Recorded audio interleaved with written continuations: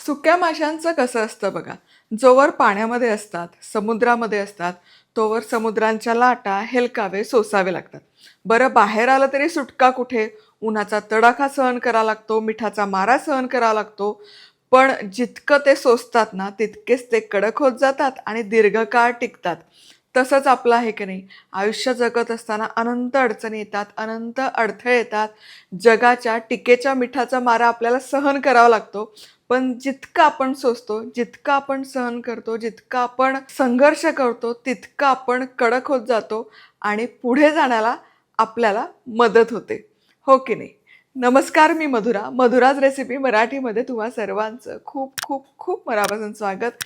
मस्त, चमचमीत, झणझणीत, कोळी पद्धतीचं हा बोंबील मसाला कसा करायचा ते बघणार आहोत. बोंबील रस्सा कसा करायचा ते बघणार आहोत. अतिशय वेगळीच पद्धत आहे. वेगळी चव आणि एकदम चमचमीत होतं. म्हणजे बोंबलाची चटणी, सुकं बोंबील मसाला हे सगळं आपण करतोच. पण या पद्धतीने ना एकदा नक्की करून बघा. तर सगळ्यात आधी बोंबील आपण साफ करूयात. आता बोंबील हा डोक्याकडचा भाग आणि हा शेपूटकडचा भाग काढून घ्यायचा. आणि याचे पंख असतात. हा काही भाग काही जण ठेवतात. हे बघा, हा काढून घ्यायचा. काही जण ठेवतात, काही जण नाही ठेवत. पण अलगद निघतो, काहीच त्रास नाही. हे बघा, हे असं स्वच्छ करून घ्यायचं आणि याचे 2 काप करून घ्यायचे. आणखी एकदा बघूयात.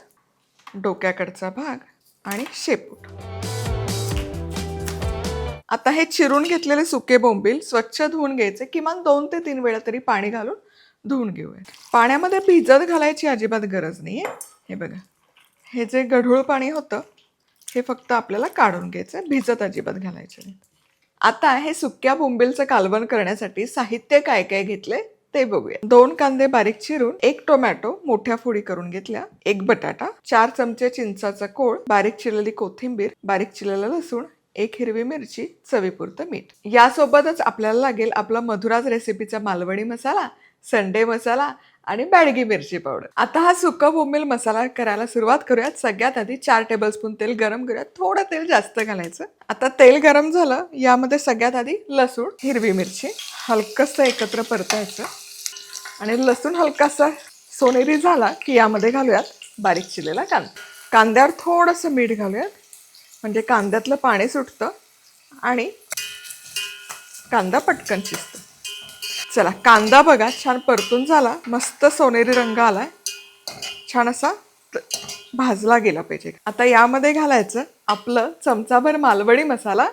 आता तुमच्याकडे ना कोळी मसाला असेल तर कोळी मसाला घाला, पण मी या मसाल्यांचं कॉम्बिनेशन करते. 1 चमचा मालवणी मसाला, 1 चमचा संडे मसाला आणि चमचाभर बॅडगी मिरची पावडर. बॅडगी मिरची पावडरमुळे त्या भाजीला रंग सुरेख येतो आणि चवही छान लागते. आता हे मिसळून घ्यायचं. यामध्ये कोथिंबीरही घालूयात बारीक चिरलेली. कोथिंबीरीचा स्वाद म्हणजे मसाल्यामध्ये छान उतरतो. काय मसाला दिसतोय, रंग सुरेख आला आणि सुवास तर इतका कमाल दरवळतोय. आता यामध्ये घालूयात या बटाट्याच्या फोडी. बटाटा साल काढून अशा मोठ्या फोडी करून घ्यायच्या. मिसळायचं, झाकण ठेवायचं आणि एक 5 मिनिटं बटाटा आपण वाफवून घेऊयात. आपले हे मधुराज रेसिपीचे मसाले madhurazrecipeclub.com आपली वेबसाईट आहे, तिथून तुम्ही ऑर्डर करू शकता.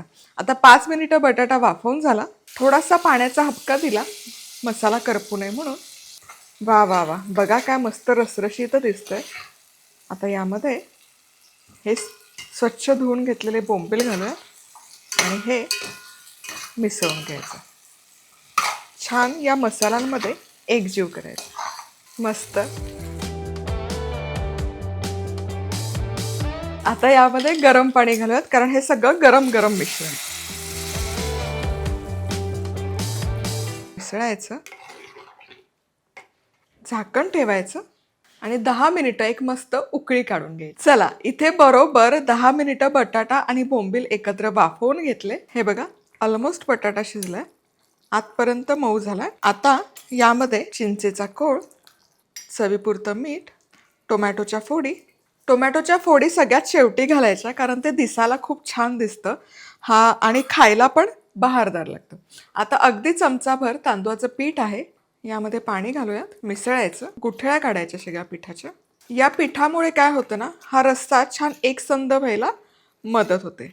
म्हणजे कांदा एकीकडे टोमॅटो दुसरीकडे असं होत नाही. त्या ग्रेव्हीला तर्रीला एकसंधपणा खूप येतो. पण खूप नका घालू, 1-2 चमचे हे पुरेसं होतं. अगदी 2 ते 3 चमचे पाणी पुरेसं होतं, कारण हे तांदूळाचं पाणी घातलं की हा रस्सा छान शिजतो आणि आटत पण. काय बात आहे, बोंबीलही छान शिजत आले.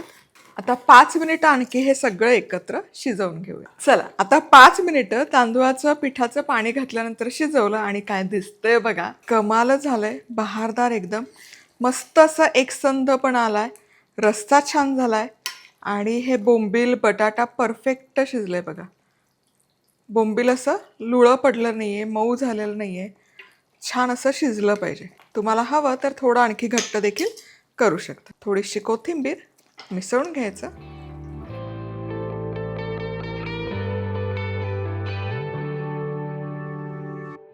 आणि हे कोळी पद्धतीचं सुक्या बोंबीलचं कालवण तयार आहे. कसं खायचं? मस्त गरम गरम तांदूळाची भाकरी किंवा वाफाळलेला भात, जबरदस्त लागतं. आणि तुम्हाला रसरशीत हवं रसरशीत ठेवा, घट्ट हवं घट्ट ठेवा. आमच्या दृष्टीने हे अगदी परफेक्ट आहे. रेसिपी आवडली तर लाईक, कमेंट, सबस्क्राईब आणि पुन्हा भेटूयात. तोवर मस्त राहा, खुश राहा, आनंदी राहा. सगळ्यात महत्त्वाचं, खात राहा.